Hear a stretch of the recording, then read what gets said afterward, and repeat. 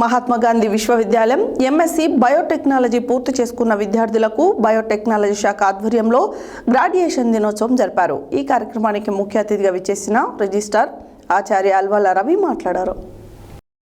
మహాత్మా గాంధీ విశ్వవిద్యాలయం MLC biotechnology పూర్తి చేసుకున్న విద్యార్థులకు గ్రాడ్యుయేషన్ దినోత్సవం బయోటెక్నాలజీ శాఖ ఆధ్వర్యంలో జరిపారు.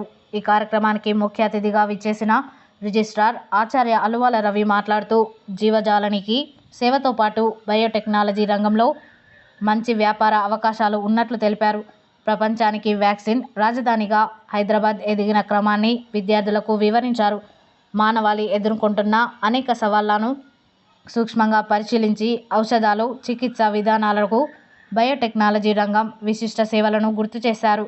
ఈ సందర్భంగా placement cell director doctor Prashanti మాట్లాడుతూ బయోటెక్నాలజీ రంగంలో విశిష్టమైన పరిశోధనలు చేస్తూ మేలైన ఫలితాలను అందించిన సంస్థలను విద్యార్థులకు వివరించారు.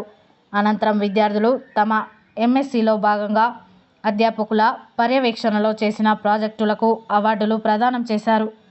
ఈ కార్యక్రమంలో సైన్స్ కళాశాల principal doctor Prem Sagar, doctor Madhuri, doctor Shivaram తదితర అధ్యాపకులు, విద్యార్థులు పాల్గొన్నారు.